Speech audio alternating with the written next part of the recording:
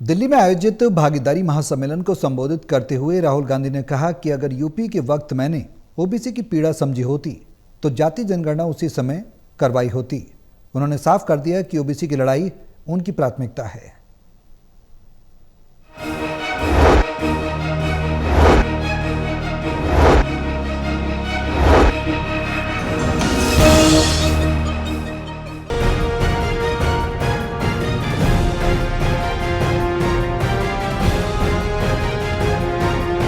लोकसभा में नेता प्रतिपक्ष राहुल गांधी ने कांग्रेस के ओबीसी भागीदारी न्याय सम्मेलन को संबोधित करते हुए कहा, मैं 2004 से राजनीति कर रहा हूं।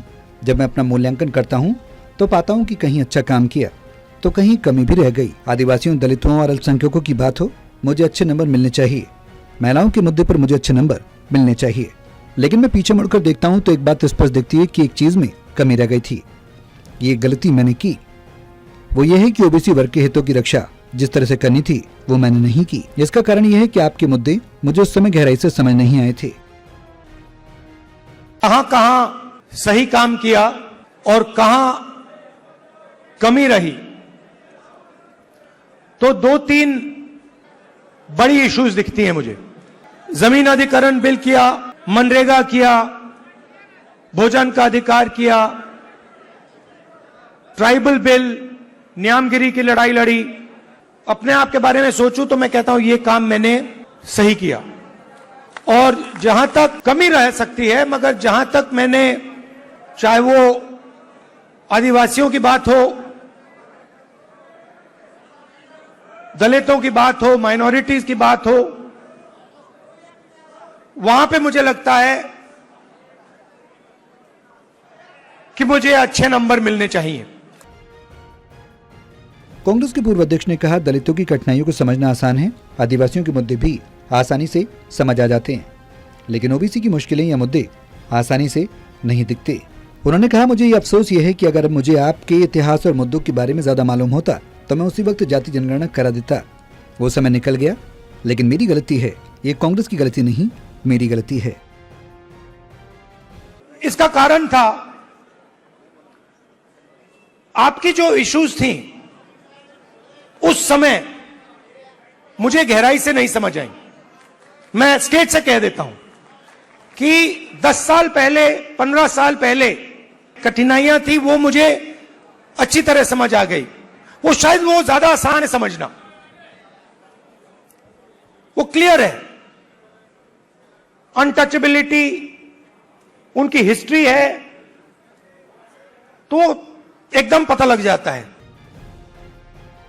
वहीं कांग्रेस के राष्ट्रीय अध्यक्ष मल्लिकार्जुन खड़गे ने कहा कि 50% आरक्षण की सीमा है, लेकिन मोदी उन लोगों को आरक्षण नहीं देना चाहते जो आर्थिक और सामाजिक स्तर पर पिछड़े हैं।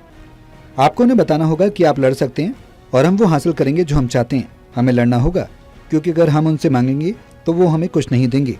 वे आपकी आवाज तब सुनेंगे जब पिछड़े वर्ग के लोग उन सीटों पर जीतेंगे जिन पर वो चुनाव लड़ रहे हैं। पिछले वर्ग में कई जातियां हैं, लेकिन हमें उन लोगों को चुनना होगा जो हमारी विचारधारा का पालन करते हैं। मोदी खुद को ओबीसी भी कहते हैं। पहले वो उच्च जाति में हुआ करते थे, जब वो मुख्यमंत्री बने तो उन्होंने अपनी जाति को ओबीसी सूची में शामिल कर लिया। इस सम्मेलन में जातीय जनगणना का और जो 50% कैप है, जजमेंट में कैप है, लेकिन मोदी ने अपने को जो होना था उन्होंने अपने लोगों के लिए 10% ऐड किया। अब हो गया 60%। 60% संविधान के मुताबिक रिजर्वेशन है, लेकिन मोदी जी उनको रिजर्वेशन नहीं देना चाहते जो लोग बहुत शैक्षणिक दृष्टि से पिछड़े हैं। अगर हमें 20 से 25 सीटें और मिलती हैं तो हम आज सत्ता में होते।